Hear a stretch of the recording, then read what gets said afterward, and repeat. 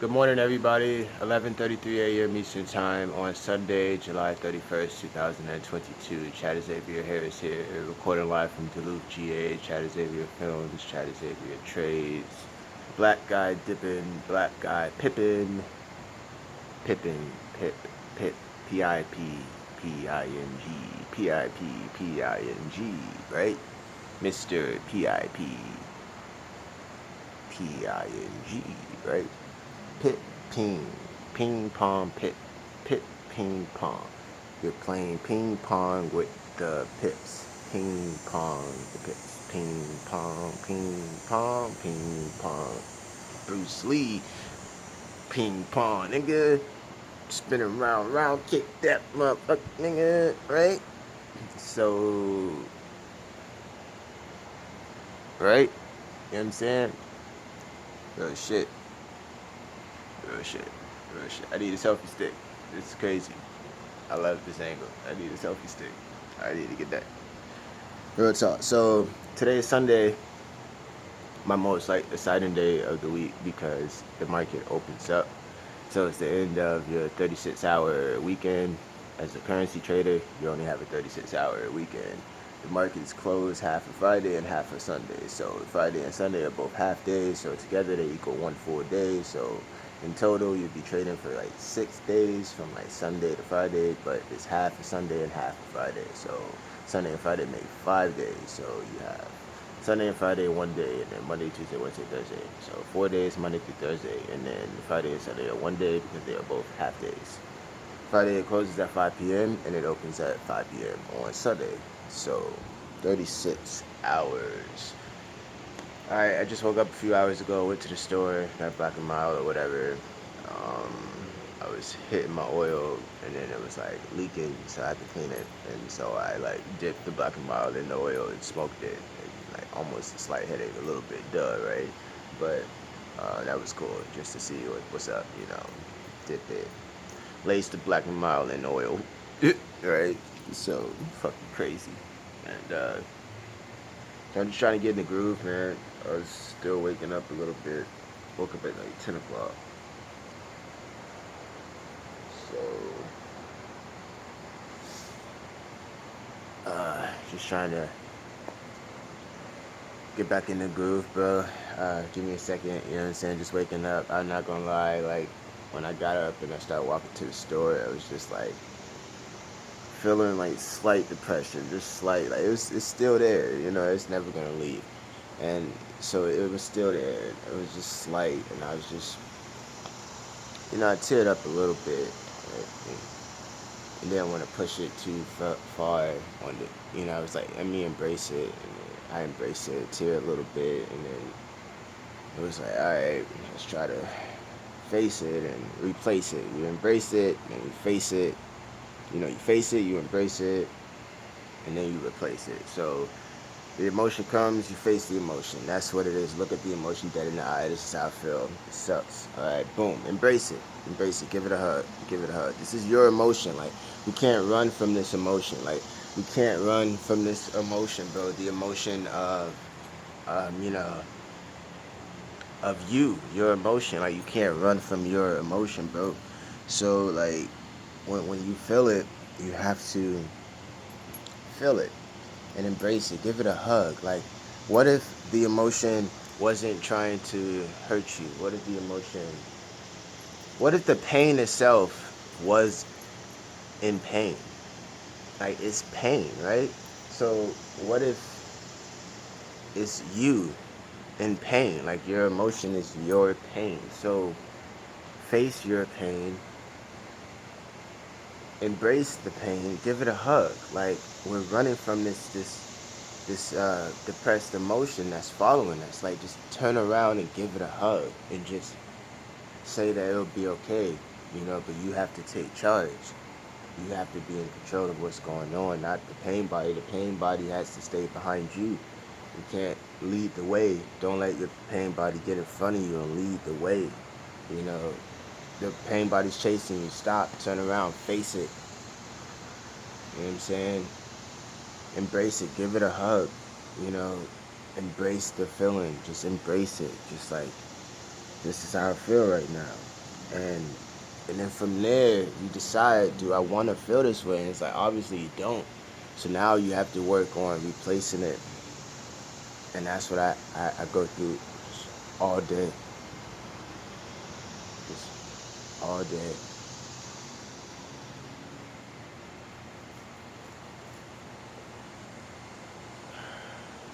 And you have to just like play the mind games with yourself, man, and like realize that it's just in your mind. And that's why it sucks so bad, because it's in your mind. It's in your mind. Uh,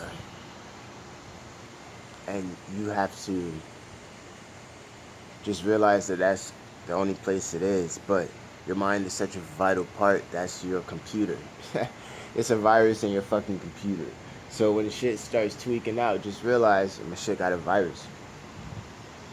You know what I'm saying? And you just deal with it. Like, you know what it is. It's tweaking right now because there's a virus in there. Then there's like, we need malware software for the human brain. And one day we're gonna have that with like transhumanism. We're gonna have that. You're gonna see that, and I get to be a futurist in that regard. I predicted that shit. We're gonna have fucking malware software for the brain. We're gonna have antivirus, anti-depression software for the brain one day. And as someone who suffers from that, I would love an invention like that. But you know, I feel like, technology inserted inside the brain, inside the human body, period, besides, a heart pacemaker kind of thing, anything like that, that's, you needed that to survive, but anything else, you didn't need that to survive. So I feel like putting technology inside the body is like the mark of the beast or whatnot, and like genetic tampering is the mark of the beast because you're literally putting the genetics of a beast in your genetics. So stuff like that is real sticky, and I don't know how to address the sticky part. I just have to admit that there's a lot of stickiness involved with transhumanism. There's a lot of stickiness involved with it. The entire concept of transhumanism in itself is sticky. So everything about it is very sticky. All the different inventions that are going to come out within the next 50 years, you're going to see that shit. We're going to see that shit. Like, I was born in 89, so the average lifespan would be like 65 or 60s and stuff. So that would put me in like the very end of transhumanism, 2066, and personally, do I think I'll be alive at the end of transhumanism? I don't know. I don't know. You know what I'm saying? Like, my intuition is like telling me like you won't live past 40, just because like at 38 I'm running for president, and during that time of running, if you know I survive long enough to actually win it, so it's like in between me running and then actually winning in that first term, I envision that being the end of my life. Like, once I took on my destiny of politics, it's a wrap for me. Like, once I embrace my political destiny all the way and go politics, yeah, they're gonna get rid of me at that point. I feel like they'll tolerate all the other shit until I jump into politics. So, because everything I always did was always political anyway, so it was like, oh shit, this nigga is, on some bullshit. And then it's like, well, as long as he don't come over here with that bullshit, you know what I'm saying? But he's over there with that bullshit starting some shit. And, so like they're gonna have to decide, like, do they wanna like, try to stop me from there? And then it's like, well, let him have fun on camera. And then like all of that camera work, bro, is Chad Films when I run for politics, and I have all these cameras in my face and shit, like all these reporters and all this, entertainment, artists, actors, shit. I get to throw that in front of the camera. Now I'm gonna have all these like news cameras in front of me and journalists and serious questions, and I'm just like gonna be showing my wit and saying all this witty, humorous shit because it's true. I'm gonna be saying a lot of true stuff, and it's gonna be humorous because the truth is always funny. So they're gonna, be laughing and what do you think about this? And I'm gonna say some shit, and they're gonna be like, yo, this is the nigga I want in the office. What do you think about this? And I was like, yo. And they're gonna be like, yo, this is the nigga I want in the office. And they're gonna be like, yo, what do you think about this? And I'm gonna be like, yo. And they're gonna be like, yo, he's bugging. And you know what I'm saying? But I still, you know what I'm saying? Like, let's give it a shot. So I don't know where my life is gonna go, bro. I don't know which way it's really gonna turn. I have these feelings inside, but speaking of feelings inside, I want to start voicing my intimations and stuff. I want to start voicing my intimations, bro. Like, an intimation, I don't know the exact definition, so I have to paraphrase it. My paraphrasing of the word intimation is, it's an intimate feeling. It's an intimate feeling you feel from within. It's like your intuition. It's like a whisper from the spirits. Like the spirits whispering to you. You know what I'm saying? Right here, like that's my JFK scar. You know what I'm saying? Like, you see the two scars right here, two fucking keloids. That's my JFK scar, right there, my JFK scar. And then I have more right here. I have more JFK scars that look just like this one right here. And they came from two separate events, spaced out like 10 years apart. These popped up in 2013, the year JFK's declassified CIA documents came out. These just popped up. And 2 years later, when I figured it out, I realized like that's why they just popped up in that year. They're like, these popped up when they declassified the shit. Like more scars, just like my fucking body is like a diagram of the shooting of JFK. Like the scars I have that look like this, they are placed everywhere he was shot. Crazy. And they look the same. They look the same. They look the same, bro. They look the same. You see it? You see the JFK scars right there? A whole bunch of them. Because he was shot from the back. So they're just showing me the scars where I can see him. If they put him on my back, I wouldn't have been able to see him. Real talk. So they put him on the opposite side. Like, he was shot 5 inches below the collar. Like, look at that.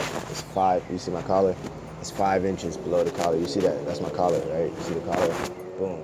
These scars, and there's so many of them. One of them is 5 inches below the collar, bro. That's what I'm saying. So it's like I have scars on my body shaped like bullets, the exact same places he was shot. Like that is a common sign of reincarnation. They say that shit. Like you'll know you were reincarnated if you have like the scars of the person, like the way they died or some shit. The last person died this way, and you're born with the fucking scars. That's how it goes, nigga. You know what I'm saying? I wasn't born with these scars. They fucking popped up. This one popped up from a near-death experience. These just popped up when the documents got released. Real shit.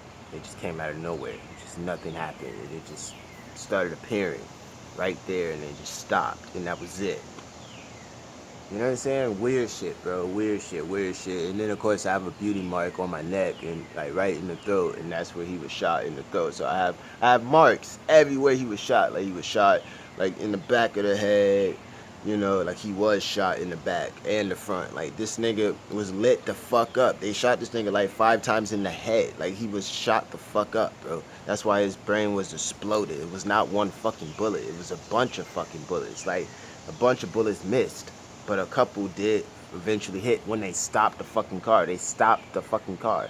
Like you can see splatter coming out from like the back after the car stopped. Like, from the other side, not even from this side, from the other side, but that's why his head was just like blown apart. Like the nigga had took like, bullet here, bullet there, bullet, 5 inches below the collar, nigga, that's one, nigga, that's two, nigga, you know what I'm saying? He caught a bullet here from the front, nigga, from Governor Connolly.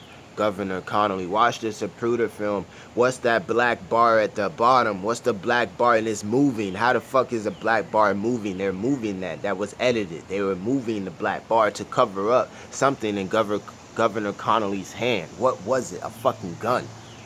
When you see the footage of them arriving at Love Field, right before they pull off in the fucking convertible, Governor Connolly pulls something out of his fucking jacket while he's waving, trying to distract people. He's waving at him, and he's pulling something out of his jacket and sitting it on his lap. Next thing you know, they're on fucking Elm Street. Governor Connolly is turning around in the chair. The chair was a swivel chair. It was a swivel chair. It was a perfect chair for a fucking shooter. That was a convertible chair. It was a fucking swivel chair. That chair was not installed in the vehicle. That's why he was able to do all this shit, nigga. So it looks like, oh, I got shot. No, nigga, you had a fucking swivel chair. You get in the car, take the gun out, you put it on your lap. When it's time to fucking do the shit, the nigga's not dead. They kept looking back. He's not fucking dead, so the driver has to fucking stop. They had it fucking painted on the ground where to stop at. If this nigga's not dead by the time you reach here, you fucking stop. Nigga kept looking back. He's not dead yet. Oh, fuck. He had to fucking stop. Boom. Now the fucking bullets can finally hit. These niggas couldn't hit a fucking moving target. Nigga had to fucking stop all the way. Then there's two niggas in a storm drain right where you stopped at. That's where the shots came from. The nigga in the storm drain. You know what I'm saying? That grassy nose shit was just to throw you off, but there were niggas there. There were niggas everywhere. It was a triangulation. It was a military fucking attack. They're gonna fucking put a shooter at every angle of a triangle, nigga. There's gonna be a shooter there, and a shooter there, nigga. You're going down. You're in the middle of fucking triangulated gunfire, nigga. Like, straight military operation. It wasn't no one person shit. It was not no one person shit. It was not no one person shit. You know what I'm saying? You know. And it's just like, what kind of gun was Harvey Lee Oswald caught with, right? The Carcano. Mannlicher Carcano.